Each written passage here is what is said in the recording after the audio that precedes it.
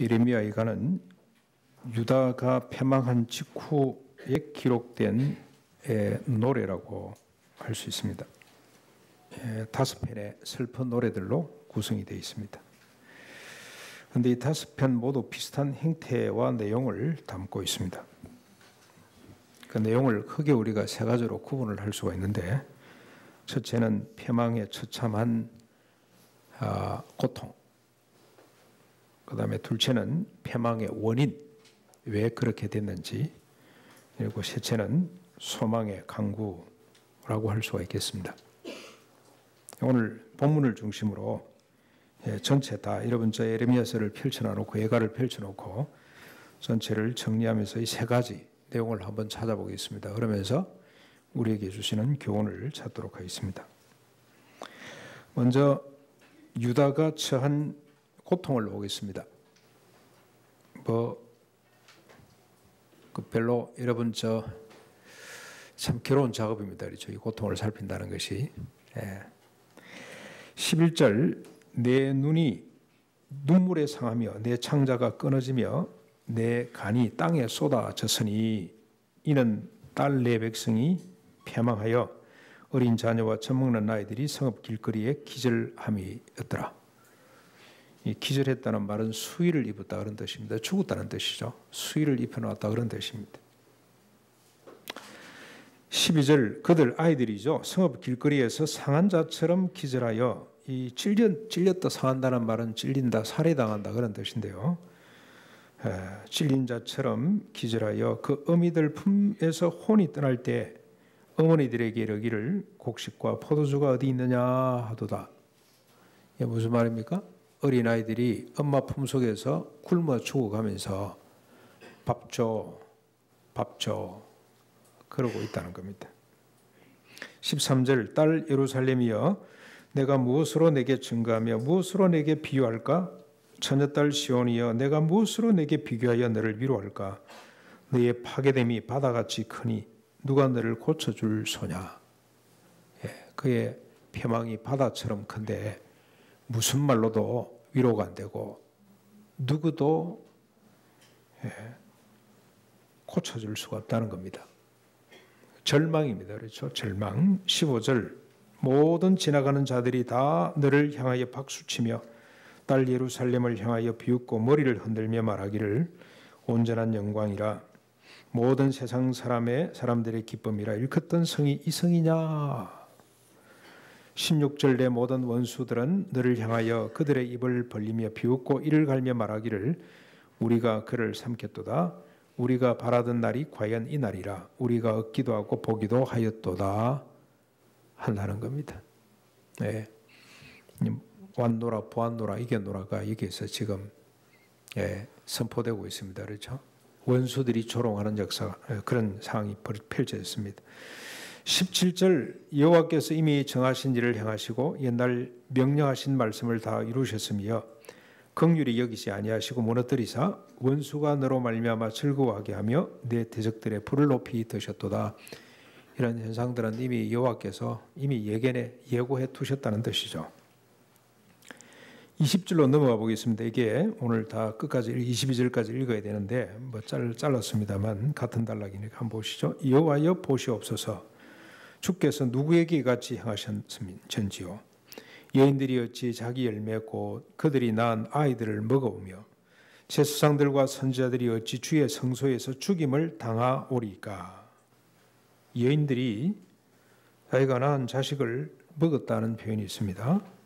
21절 늙은이와 젊은이가 다 길바닥에 엎드러져서 하며 내 처녀들과 청년들이 칼에 쓰러졌나이다. 주께서 주의 진노의 날에 죽이시되 긍휼히 여기지 아니하시고 도륙하셨습니다. 22절 주께서 내 두려운 일들을 사방으로 부르시기를 절기 때 무리를 부름같이 하셨나이다. 여호와께서 진노하시는 날에는 피하거나 남은 자가 없나이다. 내가 낳아 기르는 아이들을 내 원수가 다 멸하였나이다. 사방으로 두려움이 밀려든다는 뜻이죠. 이 절기 때 예루살렘에 각지에서 각국에서 한 200만 정도가 몰려왔다 그럽니다. 그러니까 막은 조그마한 도시에 그냥 사람들로 넘쳐났는데 그랬던 것처럼 이제는 두려움이 쉴 새 없이 밀려들고 있다. 슬픔, 통곡, 적막, 강제, 노역, 포로, 핍박, 탄식, 근심, 공고, 환난, 유리, 비웃음, 수치, 굶주림, 죽음, 이게 눈이 눈물에 상하며 창자가 끊어지며 간이 땅에 쏟아지는 고통들이었습니다. 이게 패망한 유다의 현실입니다. 예루살렘의 현실이었습니다. 그런데 여러분 이걸 가만히 들여다보시면 좀 특징 하나가 보이죠. 두드러지는 것들이 보입니다. 어떤 것들입니까? 우선 어린 자녀와 젖먹는 아이들이 죽어가는 겁니다. 11절. 어린 자녀들이 죽으면서 어미들에게 곡식과 포도주가 어디냐고 울부짖습니다. 밥 줘, 밥 줘 그러고 있습니다. 그렇죠? 심지어 여인들이 자기 열매 곧 그들이 낳은 자식을 먹고 있습니다.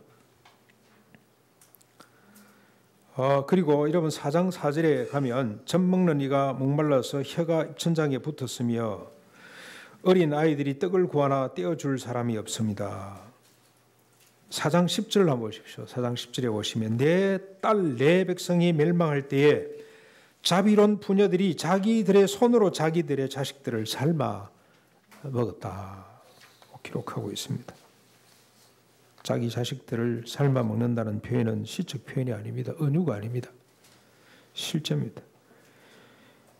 여러분 이스라엘 여호람 왕 때 아람 군대가 사마리아를 에워쌌습니다. 물자가 공급되지 않으니까 비둘기 똥이 15세겔에 팔릴 정도로 비싸졌습니다. 그때 먹을 것이 없어서 여인들이 자기 자식을 잡아먹었습니다. 문제가 생겼습니다. 서로 언론하고 오늘은 내 자식 먹고 내일은 네 자식 먹자고 했는데 오늘 잡아먹었습니다만 내일 먹기로 한 여인이 아이를 내놓지 않습니다. 그래서 왕한테 가서 하소연합니다. 왕이여 이렇게 돼서 우리 아이를 잡아먹었는데 여인이 내놓지를 않습니다. 그때 여호람이 옷을 찢고 통곡하는 장면이 나옵니다. 실제 있었던 이야기고 그보다도 더 끔찍했던 이 예루살렘의 패망 이게 뭐 공개적으로 하는 일이 아니잖아요. 자기 자식을 잡아먹으면서 동네 사람 보도록 속 끌고 하는 사람이 있겠습니까? 몰래 숨어서 했겠죠. 이런 일이 없었다고 말하지 못합니다. 이런 일이 있었을 겁니다. 자식을 잡아먹는 일이 벌어졌어요. 또 하나 두드러지는 것이 있습니다. 젊은이가 다 길바닥에 쓰러진다는 겁니다. 처녀들과 청년들이 칼에 쓰러지고 있습니다. 21절. 그리고 1장 4절에 보면 처녀들이 근심에 사로잡혀 있습니다. 불안해 못 사는 겁니다. 1장 15절에 청년들이 부서졌으며 처녀들이 술틀에 밟혔습니다. 다른 데도 아니고 술틀에 밟혔어요. 뭘 의미하는지 여러분 대충 짐작이 되시죠? 청년들과 1장 18절 처녀들과 청년들이 사로잡혀 갔습니다. 5장 11절 13절에 보시면 처녀들이 욕보임을 당하고 청년들이 맷돌을 졌습니다. 그래서 5장 14절에 청년들이 다시는 노래하지 못한다고 기록하고 있습니다. 이게 두드러진 특징 가운데 하나입니다. 그런데 이 노래를 자세히 들여다보고 있으면 예레미야 애가서를 가만히 살펴보면 이게 옛적 남의 이야기가 아님을 우리가 자꾸 느끼게 됩니다. 이 시대 우리들의 고통과 너무나 닮았다는 사실을 발견합니다. 지금 한국을 살아가는 우리 젊은이들은 더 이상 아이를 낳을 수가 없습니다. 수년 동안 사존화되는 돈을 쏟아붓고도 출산율이 바닥을 척하고 있습니다. 2017년 작년 통계던데요. 1.05명으로 떨어졌습니다. 1.05명. 그런데 더 재밌는 것은 더 안타까운 것은 서울 시내는 0.84명입니다. 1도 안 됩니다. 지금. 서울이 좋다고 다 서울로 올라오는데 출산율이 더 낮습니다. 2017년 작년 신림면 가난농문학교가 있는 신림면에 신생아 수가 몇 명인지 압니까? 3명입니다. 3명. 면 한 3,000명, 4,000명 좀 되는 면 가운데 새로 태어난 아이가 3사람밖에 안 됩니다. 그래도 자기들은 아주 경사가 났다고 야단이랍니다. 3명이 태어났다고. 청소년 자살률이 세계 최상입니다. 지난 10년 동안 부동의 1위를 지키고 있습니다. 2015년 13,513명의 청소년들이 자살을 했습니다. 하루 평균 39명입니다. 2013년 통계청 자료에 의하면 13세부터 19세까지 자살 충동을 느낀 사위를 조사를 했는데 성적 진학이 39.2%, 1위 성적, 공부 때문에. 그 다음에 둘째가 가정 불화 16.9%, 경제적 어려움 16.7%, 외로움과 고독 12.5%, 친구 따돌림 7.1%로 나타났습니다. 청년 실업률은 운운하는 것 자체가 피곤한 일이 되었습니다. 그런데 우리를 더욱 슬프게 하는 것은 청년 고용을 위한 중소기업 지원 정책이 발표가 됐죠. 우리 장로님 하면도 조그마한 중소기업을 갖고 있습니다만 이건 정말로 좋은 정책. 그분의 표현에 의하면 신의 한 수라고 할 만큼 좋은 정책. 그러니까 청년들이 중소기업에 취업을 하면 1년에 1,000만 원씩 3년 3천만 원 보장을 해준다는 겁니다. 그러면 고용하는 사람 입장에서도 아주 양질의 인력을 고용할 수가 있는 겁니다. 좋은 청년들을 고용할 수가 있어요. 자기들이 주는 게 너무 작아서 좀 고급 청년들이 잘 안 오는데, 그런데 지금은 대기업하고 같지는 않지만 비슷한 수준으로 올려줄 수가 있다는 겁니다. 3년 안에 퇴사를 하면은 도로 물어내야 됩니다.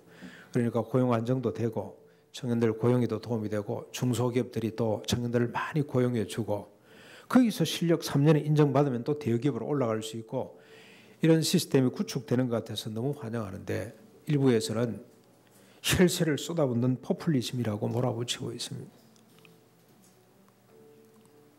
최근 미투 운동이 여성 청년들의 취업에 새로운 걸림돌로 등장하고 있습니다.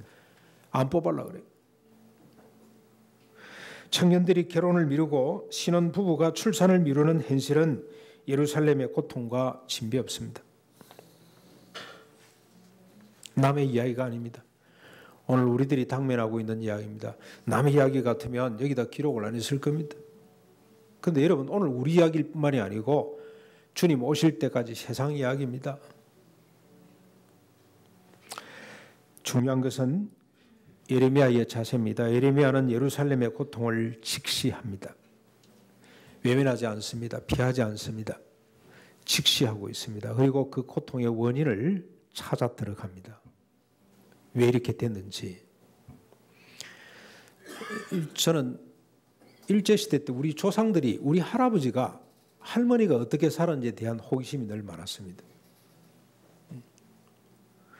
그래서 제가 우리 아버지한테 물어보면 저희 아버님은 초등학교밖에 못 나오셔가지고 맨날 장사하고 농사 짓는다고 다니셨기 때문에 잘 모르는 것 같아요.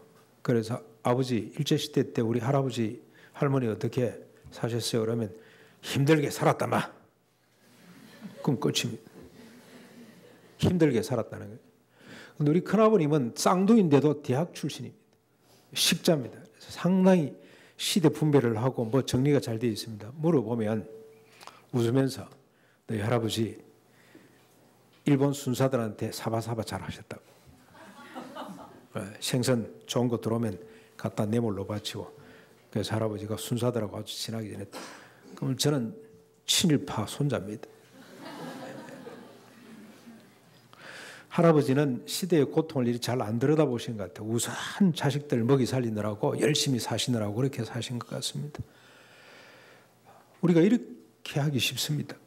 그런데 예레미야는 이 고통을 직시했습니다. 들여다봤습니다. 왜 그런지 그 근원을 찾았습니다. 먼저 본문에 나타나는 원인입니다. 14절 한번 보십시오. 14절. 내 선지자들이 네게 대하여 헛되고 어리석은 묵시를 보았으므로 네 죄악을 드러내어서 네가 사로잡힌 것들을 돌이키지 못하였도다. 그들이 거짓 경고와 미혹하게 할 것만 보았도다. 예루살렘의 고통의 원인은 그들의 죄악 때문입니다. 그런데 그들이 죄악에서 돌이키지 못한 것이 원인입니다. 그런데 유다 백성들이, 이스라엘 백성들이 죄악에서 돌이키지 못한 것은 선지자들이 헛되고 어리석은 묵시를 보았기 때문입니다. 백성들을 향해 거짓 경고를 했습니다. 그리고 백성들을 미혹할 것만 보았습니다. 다시 말하면 선지자들이, 제사장들이 하나님의 계시와 말씀을 제대로 전하지 못했다는 뜻입니다. 이게 원인입니다. 원인. 그 결과 백성들이 죄악에 빠졌습니다. 그리고 백성들 가운데 고통이 찾아왔습니다. 이 사실을 예레미야는 반복해서 밝혀놓고 있습니다. 여러분 보시면서 고통 쭉 한번 정리해 보시고 마무리하시면서 이번 주에 그 다음에 원인 쭉 한번 정리해 보시고 그 다음에 어떻게 이 예레미야가 이걸 풀어가는지 어떻게 강구하고 있는지 하는 부분을 이렇게 표시해 가면서 읽으면 엄청나게 좋은 도움이 될 것 같습니다. 예레미야가 계속 반복해서 밝히고 있는 고통의 원인들을 이렇게 한번 정리를 해보겠습니다. 1장 5절입니다. 그의 대적들이 머리가 되고 그의 원수들이 형통함은 그의 죄가 많으므로 여호와께서 그를 공고하게 하셨습니다. 어린 자녀들이 대적에게 사로잡혔도다. 죄 때문입니다. 그렇죠? 1장 8절 예루살렘이 크게 범죄함으로 조속거리가 되었으니 전에 그에게 영광을 돌리던 모든 사람이 그의 벗었음을 보고 업신여기며 그는 탄식하며 물러가는도다. 1장 20절 여호와여 보시옵소서 내가 환난을 당하여 나의 일을 다 태우고 나의 마음이 상하오니 나의 반역이 심히 큼이니이다. 그래서 밖에서는 칼이 내 아들을 빼앗고 집안에서는 죽음 같은 것이 있다라고 고백을 하고 있습니다. 3장 39절 살아있는 사람은 자기 죄 때문에 고통을 당한다. 어찌 원망할 수가 있겠나. 4장 6절 전에 소돔이 사람의 손을 대지 아니하였는데도 순식간에 무너지더니 이제는 내 딸 백성의 죄가 소돔의 죄악보다 더 무겁도다. 4장 13절 그의 선지자들의 죄들과 제사장들의 죄악들 때문이니 그들이 성읍 안에서 의인들의 피를 흘렸다. 4장 17절 우리가 헛되이 도움을 바람으로 우리의 눈이 상하며 우리를 구원하지 못할 나라를 바라보고 또 바라보았도다. 이방을 자꾸 의지한 겁니다. 여러분 쓸데없는 신들 섬기느라고 시간, 인생을 낭비하지 말라 그런 뜻입니다. 안식일을 거룩히 지키라. 누굴 위해서입니까? 결국 내 자신을 위해서 그리고 이웃들을 위해서. 그게 말씀의 핵심이에요. 주일 안 쉬면 몸이 감당이 안 돼요. 머리가 안 돌아가요. 멍해집니다. 사람이 병락이 되어 있습니다. 일주일에 한 번씩 자기도 쉬고 또 이웃들도 쉬게 만들고 그게 하나님의 뜻입니다. 누굴 위해서 안식일 법을 주셨습니까? 우리를 위해서 사람을 위해서 안식이라는 법이 있는 겁니다. 결국 나를 사랑하고 이웃을 사랑하는 것이 말씀의 핵심입니다. 그래서 하나님은 이 사랑을 실천하도록 613가지 법을 우리 손에 들려주셨어요. 모세를 통해서 이스라엘 백성들 손에 들려주셨습니다. 자기 사랑과 이웃 사랑입니다. 하나님 사랑과 이웃 사랑이죠. 그래서 지게석을 옮기지 말라는 법이 있어요. 지게석을 옮기지 말라. 가옥에 가옥을 연하여 짓지 말라. 한오멜로 만족을 해라. 그런 법들을 주님이 주셨습니다. 희년을 지키라. 안식년을 지키고 안식일을 지켜라. 그런 법들을 주셨습니다. 이처럼 하나님의 말씀을 지키지 못하는 이 법들을 지키지 못하는 것이 죄입니다. 그런데 이건 어디까지나 죄의 외향입니다. 훨씬 더 믿음직해 보였다는 뜻입니다. 그래서 하나님께로부터 돌이켜 그들로 향하는 것이 이게 바로 죄입니다. 이렇게 하나님을 신뢰하지 못해서 하나님 말씀을 버리는 것, 세상을 신뢰하고 그들이 만든 우상을 숭배하는 결과가 고통으로 패망으로 나타났습니다.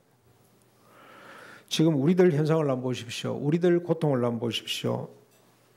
인구 감소는 무엇 때문에 왔습니까? 왜 자식을 안 낳으려고 합니까? 둘 부담스럽게 생각하는 이유가 뭡니까? 셋을 너무나 힘들어하는 이유가 뭐죠? 여기 보니까 우리 한 명 더 나이 들 사람들이 많은데 왜 이런 현상이 나타났습니까? 돈 때문입니다. 돈. 양육비가 좀 들어야죠. 교육비가 얼마나 듭니까? 그 부담 때문에 낳지를 못해요. 2명, 3명 낳았다가는 인간답게 교육을 못 시킨다는 생각이 우리 속에 지배하고 있습니다. 그 우스갯소리로 자녀 양육을 제대로 하려면 3가지 필수 능력이 있어야 된다면서요. 아빠의 지력, 엄마의 정보력, 그리고 할아버지의 재력. 없으면 안 된다. 그런 현상이 현실이 돼버린 것 같습니다. 주거비도 마찬가지입니다. 막대한 돈이 학군 좋은 아파트로, 신축 아파트로 몰리는 이유가 뭡니까? 일자리를 만들어 청년들에게 나눠줘야 할 돈이 부동산으로 몰리고 있습니다. 분양과 동시에 수억씩 치솟는 현실, 이걸 로또라면서요. 어제 뉴스도 나오던데요. 또 로또 분양이라고 줄을 그냥 얼마나 길게 썼던지 기자가 물었어요. 옆에 가서 이게 확률도 없는데 왜 서 있습니까? 그랬더니 그래도요. 그럼 돈을 어디서 구했습니까? 이 많은 돈을 우리 집안인 다 막 끌고 모았어요. 그럼 나중에 재산 분교가 나면 어떡하죠? 그때는 그때 일이고 이게 그냥 여러분 저 전파로 나오는 거 들으셨죠? 이게 우리 현실입니다. 그런데 아무도 이런 현실을 외면할 수가 없어요. 재앙인 줄 알면서도 거부할 수가 없습니다. 5억짜리 아파트 한 채를 사면 금방 6억이 되는데 10억짜리 한 채를 사두면 금방 14억, 15억이 되는데 미혹받지 않을 사람이 있습니까? 저거 와보니까 우리 아파트가 1억 2천 올라갔더라니까요.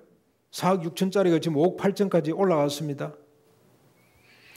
그런데 만약 사택이 아니고 우리 집이라면 이야, 그거 괜찮다고. 1억 2천이나 벌어서 11조 1200만 원 떼고 얼마 남습니까? 그래도 이게 1억 이상이 남았어요. 1년 만에. 그 장사되네. 어디 또 좋은 물건 없나? 이 미혹에서 벗어날 수가 있겠습니까? 이를 두고 예레미야는 이렇게 말했습니다. 17절 한번 보십시오. 17절. 여호와께서 이미 정하신 일을 행하시고 옛날에 명령하신 말씀을 다 이루셨으며 긍휼히 여기지 아니하시고 무너뜨리사 원수가 너로 말미암아 즐거워하게 하며 내 대적들의 뿔로 높이 들리게 할 것이다. 이런 꼴 되도록 하시겠다 그랬죠. 그런데 주님께서 언제 이런 말씀을 하셨습니까? 이미 정하신 일과 명령이라고 했는데 열왕기하 17장 7절로 23절에 보면 이런 말씀이 있습니다. 여러분 찾지 마시고 제가 읽을 테니까 한번 들어보십시오. 이 일은 이스라엘 자손이 자기를 애굽 땅에서 인도하여 내사 애굽의 왕 바로의 손에서 벗어나게 하신 그 하나님 여호와께 죄를 범하고 또 다른 신들을 경외하며 여호와께서 이스라엘 자손 앞에서 쫓아내신 이방 사람의 규례와 이스라엘 여러 왕이 세운 율례를 행하였습니다. 그들이 하나님 여호와의 모든 명령을 버리고 자기들을 위하여 두 송아지 형상을 부어 만들고 또 아세라 목상을 만들고 하늘의 이를 성신을 경배하며 또 바알을 섬기고 스스로 팔려 여호와 보시기에 악을 행하여 그를 경노하게 하셨으므로 이스라엘의 온 족속을 버리사 괴롭게 하시며 노략군의 손에 넘기시고 마침내 그 앞에서 쫓아내시리라. 그 주님이 이미 예언을 하셨어요. 이스라엘이 망할 때 하나님께서 유다도 이렇게 될 것이라고 이미 예언을 했습니다. 바알과 아셀에게 미혹당해서 결국 하나님을 떠나고 징계받을 것에 대한 예언을 하나님께서 이미 하셨어요.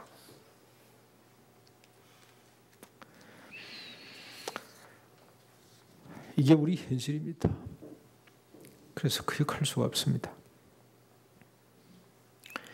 예견된 고통이죠. 그 고통의 근본을 죄악으로 파악한 예레미야는 다음 단계로 넘어갑니다. 통곡하는 자리로 나아갑니다. 여러분 18절 19절 보시면 그들의 마음이 주를 향하여 부르짖기를 딸 시온의 성배가 너는 밤낮으로 눈물을 강물처럼 흘릴지어다. 스스로 쉬지 말고 내 눈동자를 쉬게 하지 말지어다. 초저녁에 일어나 부르짖을지어다. 마음을 주의 얼굴 앞에 물 쏟듯 할지어다.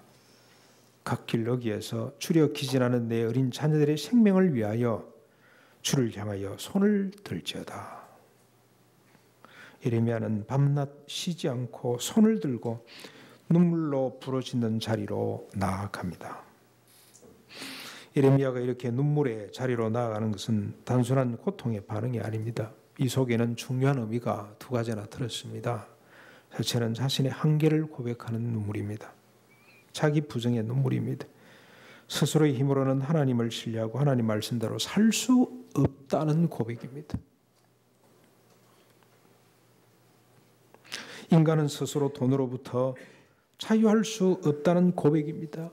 희년과 안식년과 안식일을 지킬 수 없다는 사실, 십계명을 지킬 수 없다는 자기 한계를 인정하는 눈물입니다.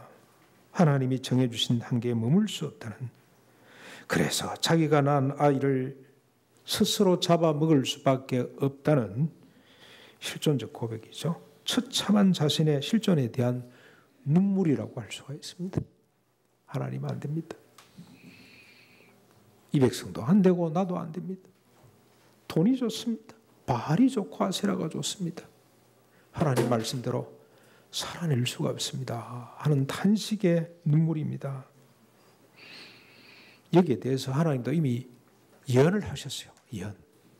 언제 예언을 하시냐? 모세에게 율법을 주고 난 뒤에 예언하셨어요. 그 내용을 한번 들어보십시오. 또 여호와께서 모세에게 이르시되 너는 내 조상과 함께 누우려니와 너는 이제 죽겠지만 이 백성은 그 땅으로 들어가 가나안 땅으로 들어가 엄란히 그 땅의 이방 신들을 따르며 일어날 것이요 나를 버리고 내가 그들과 맺은 언약을 어길 것이라. 내가 그들에게 진노하여 그들을 버리며 내 얼굴을 숨겨 그들에게 보이지 않게 할 것인즉 그들이 삼킴을 당하여 흑한 재앙과 환란이 그들에게 임할 그때에 그들이 말하기를 이 재앙이 우리에게 내림은 우리 하나님이 우리 가운데 계시지 않기 때문이라고 말하게 될 것이다. 하나님이 이미 아셨습니다. 이 백성이 어떻게 살지를. 그래서 예레미야는 하나님 말씀대로 우리는 안 됩니다. 이 백성은 어쩔 수가 없습니다. 고 통곡을 했습니다. 그리고 또 하나 예레미야의 통곡에는 의미가 있습니다. 주님의 긍휼하심과 구원하심에 대한 갈망입니다. 오직 여호와의 인자와 긍휼하심만이 소망이라는 고백이 눈물 속에 들어 있습니다. 주님도 이 소망과 갈망에 대해서 모세를 통해서 약속을 하셨어요. 여러분 신명기 33장 36절 43절에 보면 참으로 여호와께서 자기 백성을 판단하시고 그 종들을 불쌍히 여기시리니 곧 그들의 무력함과 갇힌 자나 노인자가 없음을 보시는 때이로다. 너희 민족들아 주의 백성과 즐거워하라. 주께서 그 종들의 피를 갚으사 그 대적들에게 복수하시고 자기 땅과 자기 백성을 위하여 속죄하실 것이다. 이미 모세를 통해서 율법을 주시면서 이 백성들이 내 말을 지키지 못하고 가나안 땅에 들어가면 엄란히 이방 신들을 섬겨서 멸망할 것이다. 그래 놓고 끝난 것이 아니고 그때 멸망할 그때 그래서 아무도 갇힌 자나 노인자가 없어지고 무력함을 깨달을 그때 내가 내 백성들을 다시 회복할 것이라고 주님 말씀하셨어요. 그냥 회복하는 것이 아니고 열국들아 내 백성들과 함께 기뻐라 할 정도로 주님께서 회복하시겠다고 모세를 통해서 약속했습니다.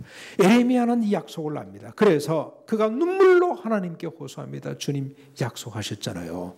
주님 이제 그때입니다. 우리를 회복해 주십시오. 우리는 안 된다는 것. 이 예루살렘에 사람이 사라졌습니다. 주님 회복해 주십시오 하고 하나님 앞에 통곡하고 있는 겁니다. 소망은 오직 여호와 하나님께 있습니다. 그가 회복하시는 날 비로소 마음을 다하여. 여러분 그리고 30절에 보면 회복의 수준이 어디냐면요. 회복의 수준 신명기 30장 6절 8절 주님이 회복하실 때 어떤 일이 벌어지는지에 대한 말씀을 미리 하셨는데 내 하나님 여호와께서 내 마음과 내 자손의 마음의 할례를 베푸사 육신의 할례가 아닙니다. 마음의 할례를 베푸사 너로 마음을 다하며 뜻을 다하여 내 하나님 여호와를 사랑하게 하사 너로 생명을 얻게 하실 것이며 너는 돌아와 다시 여호와의 말씀을 청종하고 내가 오늘 내게 명령하는 그 모든 명령을 행하게 될 것이다. 예수님이 이걸 그대로 인용하셨죠. 그렇죠? 바울이 이걸 그대로 인용했습니다. 육신의 할례가 아니고 마음의 할례를 행할 때 어떻게 됩니까? 이 백성들이 마음을 다하고 뜻을 다하여 여호와 하나님만을 사랑하게 되는, 하나님께로 돌이켜 그 모든 명령을 지키게 되는 613가지 율법 613가지를 넘어서서 산상보험까지 지키게 되는 이런 구원이 나타나게 될 것이다. 이런 하나님의 건져주심이 나타날 것이다. 그 소망을 바라고 흘리는 눈물이 에레미야의 통곡입니다. 주님, 주님의 뜻을 이루십시오. 우리를 건져주십시오. 여기까지 온 에레미야는 우리에게, 그 백성들에게 특별한 제안 하나를 합니다. 그게 뭐냐면 고통을 짊어지자는 겁니다. 고통을 통해서 자신의 한계를 발견하고 고통을 통해 참된 소망이신 주님을 갈망할 수 있기 때문에, 고통을 통해 자기를 부정하고 주님을 인정할 수 있기 때문에 역설적이게도 고통이 필요하다는 이야기를 합니다.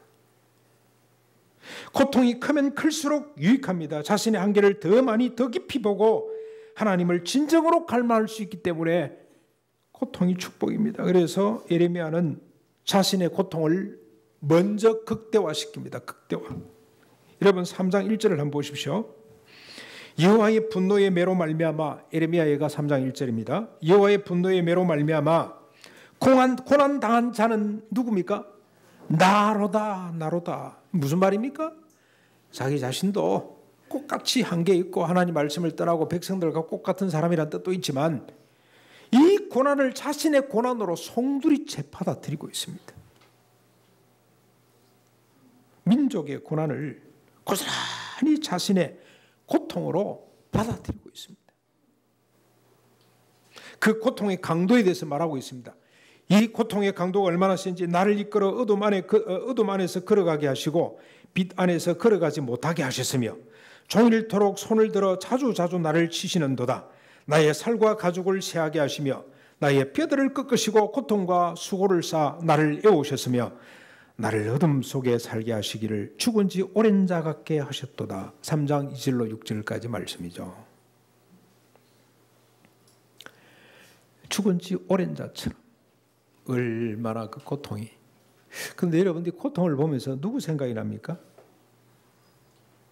바울 고백이 생각나죠. 바울 자기 자신에 대해서 어떻게 표현하고 있습니까? 마치 하나님이 나를 죽이기로 작정한 사람처럼 끄트머리에 세워두었다. 세상 끝에 세워두었다. 자랑스럽게 이야기합니다. 바울이 뭘 위해서 그렇게 고통했습니까?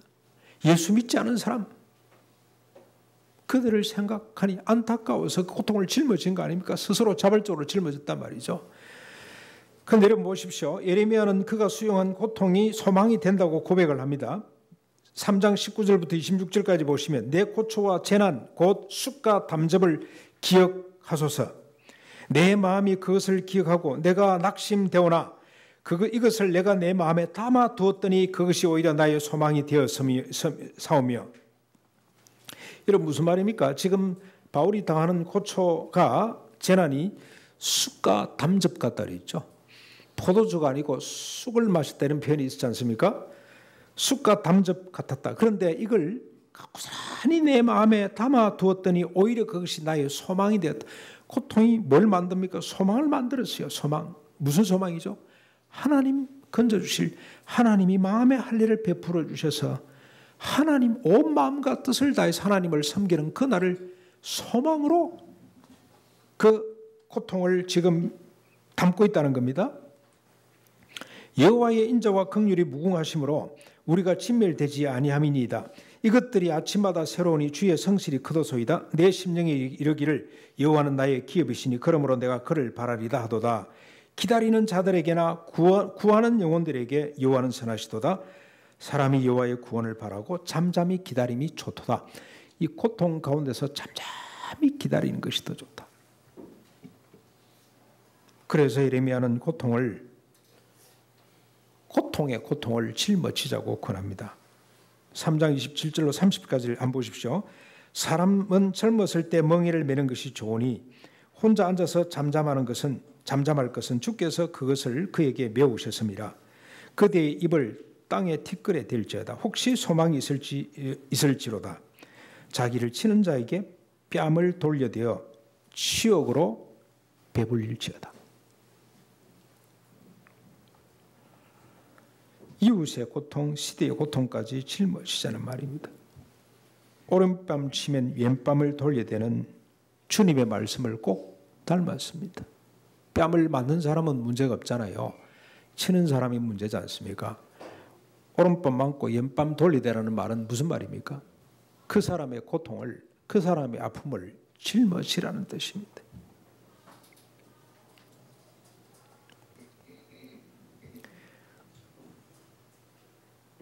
복음과 함께 고난을 받아라는 바울의 권면과 닮아 있습니다.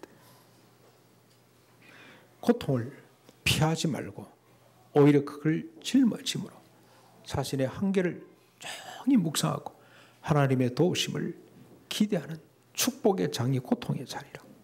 고통. 사랑하는 성도 여러분, 혹시 고통 가운데 있습니까? 그렇다면 고통을 외면하지 말고 똑바로 한번 보시길 바랍니다.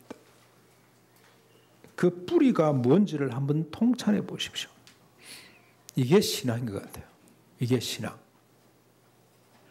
그냥 껍데기만 보지 마시고 가만히 그 앞에 서서 고통의 원인이 뭔지를 한번 뚫어보십시오. 주님은 이렇게 말씀을 하셨어요. 3장 33절에도 인생으로 고생하게 하시며 근심하게 하심이 주님의 본심이 아니라 그랬어요. 원래 하나님의 뜻은 모든 인간이 행복하게 사는 것이 하나님의 뜻입니다. 그런데 우리에게 고통이 있다? 내 개인의 고통이든 시대가 만들어 놓은 고통이든 그 고통을 외면하지 마시고 그 고통을 직시하시고 그 원인이 뭔지를 성찰해야 됩니다. 우리가 할 수 있는 일은 이 고통 앞에서 눈물로 자신의 부족을 아뢰며 회개하는 것입니다. 그 고통의 뿌리는 하나님을 등짐에 있다는 사실을 알고 우리가 하나님 앞에 고백하는 겁니다. 하나님, 제가 말씀을 등지고 있습니다. 하나님, 저를 건져주십시오.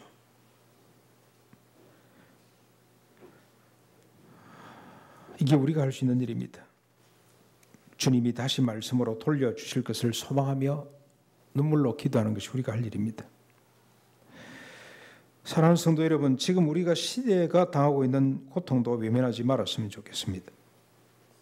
시대의 고통을 나의 고통으로 안으셔야 됩니다. 하나님보다도 사람보다도 돈을 더 사랑하는 시대를 우리가 아파야 됩니다. 그리고 눈물로 기도해야 됩니다. 하나님의 뜻을 따라 돈보다 사람을 우선할 때까지 통곡하셔야 됩니다.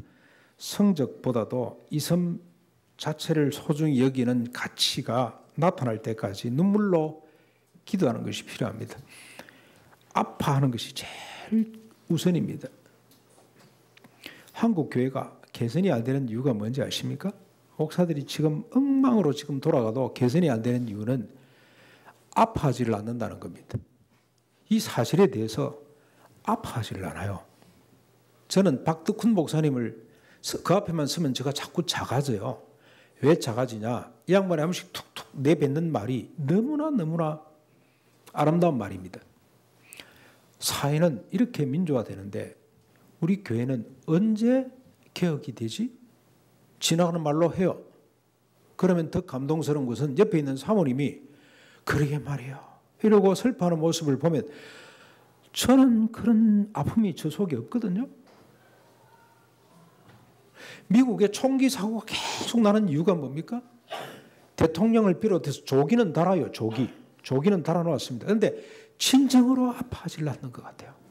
아픔이 없어요.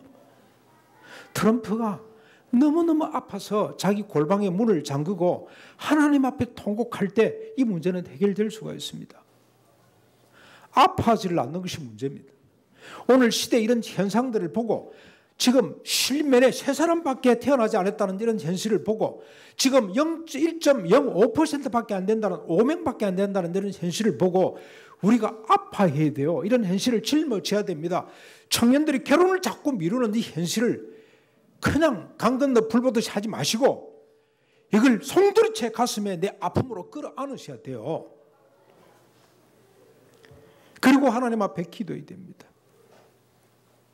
눈물이 저는 보니 제일 먼저 해야 될 기도가 하나님 아픔을 주십시오.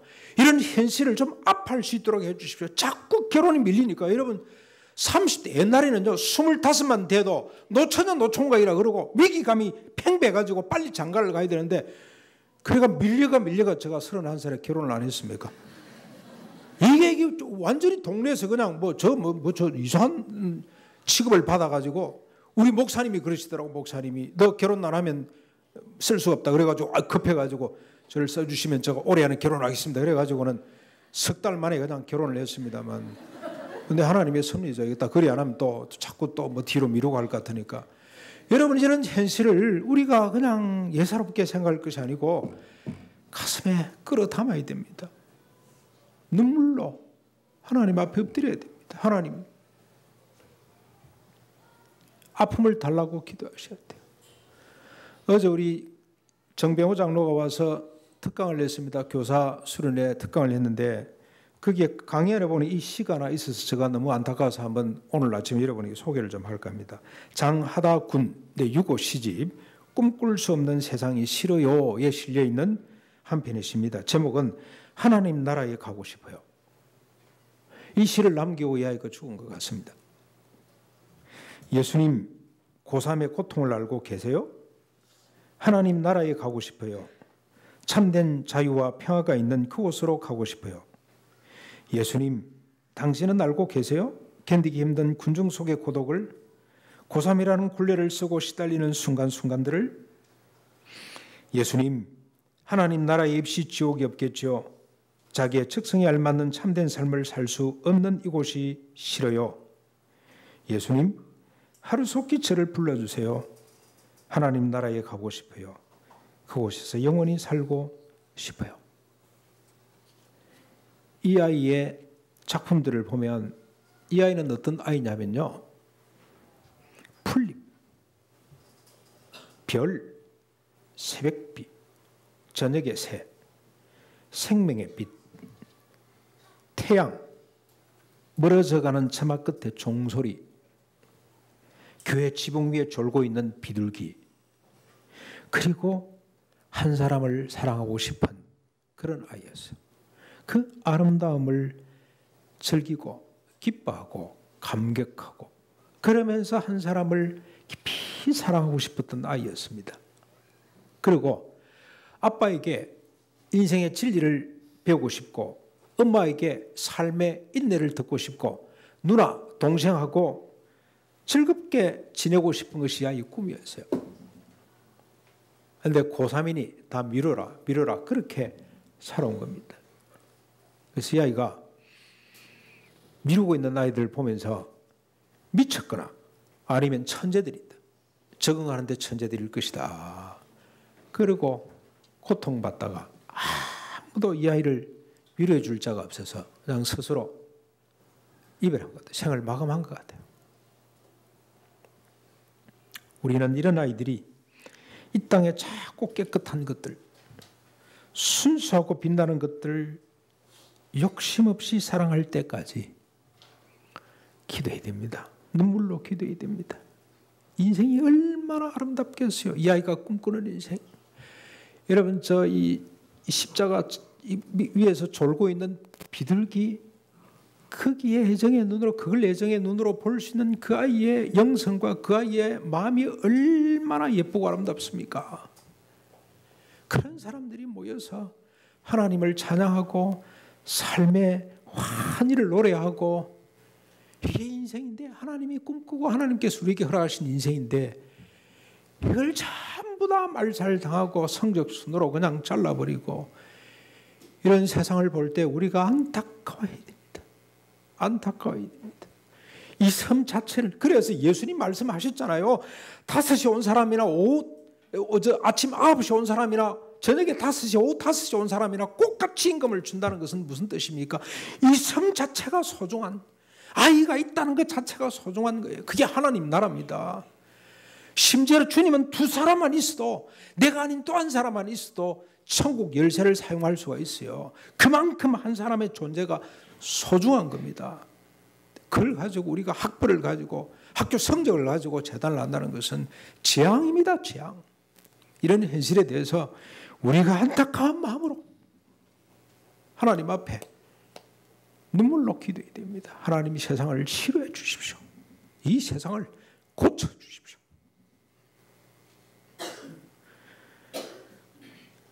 남 일이 아닙니다. 우리 집안 일입니다. 집안에 이루고 있습니다. 집안에. 우리 같이 찬송하겠습니다. 312장입니다. 312장 찬송. 우리가 말씀을 생각하면서 같이 한번 찬송하겠습니다.